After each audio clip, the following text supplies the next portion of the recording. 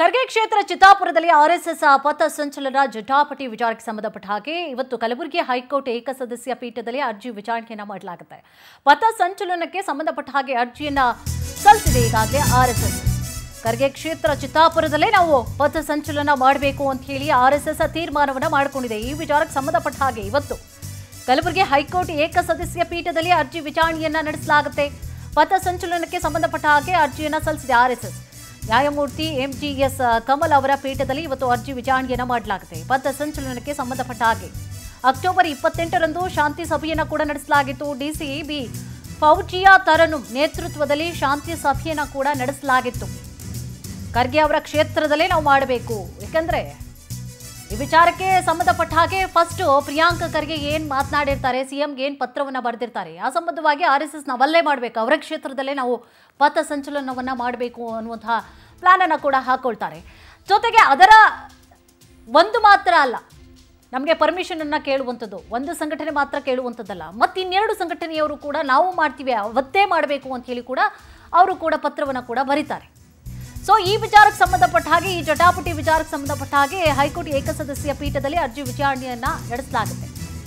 RSS ಪಥ ಸಂಚಲನಕ್ಕೆ ವಿರೋಧವನ್ನ ವ್ಯಕ್ತಪಡಿಸಿರುತ್ತೆ ದಲಿತ ಸಂಘಟನೆಗಳು. ಶಾಂತಿ ಸಭೆಯಲ್ಲಿ ಎಲ್ಲಾ ಸಂಘಟನೆಗಳು ಲಿಖಿತ ಹೇಳಿಕೆಯನ್ನ ಕೂಡ ಕೊಟ್ಟಿರುತ್ತೆ.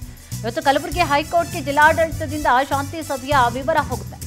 ಮಧ್ಯಾಹ್ನ ಆರ್ಎಸ್ಎಸ್ ಅರ್ಜಿ ವಿಚಾರಣೆಯನ್ನ ನಡೆಸಿ ಅಂತಿಮ ನಿರ್ಧಾರ ಕೂಡ ಪ್ರಕಟ ಆಗುತ್ತೆ. ಆರ್ಎಸ್ಎಸ್ಗೆ ಅವಕಾಶವನ್ನ ನೀಡಿದ್ರೆ ಕಾನೂನು ಸುವ್ಯವಸ್ಥೆಗೆ ಧಕ್ಕೆ ಸಾಧ್ಯತೆ ರಾಷ್ಟ್ರದ ಗಮನವನ್ನ ಸೆಳೆದಿರುವಂಥದ್ದು ಇವತ್ತಿನ ಕಲಬುರಗಿ ಹೈಕೋರ್ಟ್ನ ತೀರ್ಪು ಏನಿದೆ, ಬಹಳಷ್ಟು ಈಗಾಗಲೇ ಗಮನವನ್ನ ಕೂಡ ಸೆಳೀತಾ ಇರುವಂಥದ್ದು. ಒಂದ್ ರೀತಿಯಾಗಿ ಕೊಟ್ರೆ ಈಗ ನಮಗೂ ಕೊಡಬೇಕು ಅಂತ ಹೇಳಿ ಇನ್ನೆರಡು ಈಗಾಗಲೇ ಸಂಘಟನೆಗಳು ಕೂಡ ಅರ್ಜಿಯನ್ನ ಹಾಕೊಂಡಿದೆ, ಪತ್ರವನ್ನು ಕೂಡ ಬರೆದಿದ್ದಾರೆ. ನಮಗೂ ಅವಕಾಶವನ್ನ ಮಾಡಿಕೊಡಿ, ಪಥ ಸಂಚಲನ ನಾವು ಮಾಡ್ತೀವಿ ಅಂತ ಹೇಳಿ ಕೂಡ ಕೇಳ್ಕೊಂಡಿದ್ದಾರೆ. ಒಂದ್ ಕಡೆ ಆದ್ರೆ ಕೊಡ್ಲಿಲ್ಲ ಅಂತಂದ್ರೆ ಆರ್ಎಸ್ಎಸ್ ಸಂಘಟನೆಯನ್ನ ಹತ್ತಿಕ್ಕುವಂತಹ ಕೆಲಸವನ್ನ ಮಾಡಲಾಗ್ತಾ ಇದೆಯಾ ಅನ್ನುವಂತಹ ಸಾಕಷ್ಟು ಪ್ರಶ್ನೆಗಳು ಕೂಡ ಉದ್ಭವ ಆಗುತ್ತೆ. ಬಟ್ ಹೈಕೋರ್ಟ್ನ ತೀರ್ಪು ಏನಿರುತ್ತೆ ಯಾರು ಕೂಡ ಪ್ರಶ್ನೆ ಮಾಡೋ ಹಾಗೆ ಇಲ್ಲ. ಸೊ ಈ ವಿಚಾರಕ್ಕೆ ಸಂಬಂಧಪಟ್ಟ ಹಾಗೆ ಇನ್ನು ಹೈಕೋರ್ಟ್ಗೆ ಹಾಕೊಂಡಿರೋದ್ರಿಂದಾಗಿ ಯಾವ ರೀತಿಯಾದಂತಹ ತೀರ್ಪು ಹೊರ ಬೀಳುತ್ತೆ ಅಂತ ಹೇಳಿ ಕಾದು ನೋಡಬೇಕು. ಈಗ ಸರ್ಕಾರ ಬೇಡ ಬೇಕು ಅಂತ ಹೇಳಿ ಹೇಳಿದ್ರೆ ಸೊ ತಮಗೆ ಬೇಕಾದವರು ಕೊಡ್ತಾರೆ, ಇಲ್ಲಾಂದ್ರೆ ಇಲ್ಲ ಅಂತ ಹೇಳಿ ಹಂಗೆ ಬರ್ತಾ ಇತ್ತು. ಬಟ್ ಹೈಕೋರ್ಟ್ಗೆ ಹೋಗಿರೋದ್ರಿಂದಾಗಿ ಹೈಕೋರ್ಟ್ ಏನು ಹೇಳುತ್ತೆ, ಸೊ ತೀರ್ಪು ಯಾವ ರೀತಿಯಾಗಿ ಬರುತ್ತೆ ನೋಡಬೇಕು.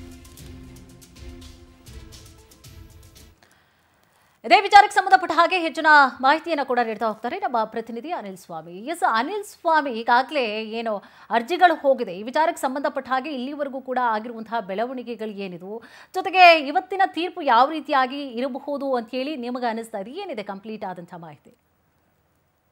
ನಿಜಕ್ಕೂ ಕೂಡ ಸಚಿವ ಪ್ರಿಯಾಂಕ್ ಖರ್ಗೆ ಅವರ ಕ್ಷೇತ್ರ ಚಿತ್ತಾಪುರದಲ್ಲಿ ಆರ್ಎಸ್ಎಸ್ ಪಥ ಸಂಚಲನ ವಿಚಾರ ರಾಷ್ಟ್ರದ ಗಮನ ಸೆಳೆಬಹುದು. ಅಕ್ಟೋಬರ್ 28ರಂದು ಕಲಬುರಗಿ ಹೈಕೋರ್ಟ್ ಪೀಠದ ಸೂಚನೆಯಂತೆ ಜಿಲ್ಲಾಡಳಿತ, ಆರ್ಎಸ್ಎಸ್ ಸಂಘಟನೆ, ದಲಿತ ಪ್ಯಾಂಥರ್ ಹಾಗೂ ಭೀಮ್ ಆರ್ಮಿ ಸೇರಿದಂತೆ ಒಟ್ಟು 10 ಸಂಘಟನೆಗಳ ಶಾಂತಿ ಸಭೆ ನಡೆಸಿತ್ತು. ಈ ಒಂದು ಶಾಂತಿ ಸಭೆಯಲ್ಲಿ ಕೂಡ ಸಾಕಷ್ಟು ಗದ್ದಲ ಉಂಟಾಗಿತ್ತು.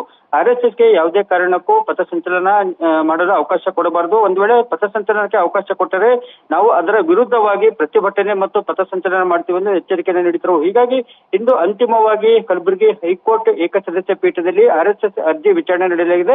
ಅದರ ಜೊತೆಗೆ ಅಕ್ಟೋಬರ್ 28ರಂದು ನಡೆದಿದ್ದ ಶಾಂತಿ ಸಭೆಯ ವರದಿಯನ್ನ ಇಂದು ಕಲಬುರಗಿ ಹೈಕೋರ್ಟ್ ಪೀಠಕ್ಕೆ ಜಿಲ್ಲಾಧಿಕಾರಿ ಬಿ ಫೌಜಿಯಾ ತರನುಮ್ ಅವರು ವರದಿಯನ್ನ ಸಲ್ಲಿಸಲಿದ್ದಾರೆ.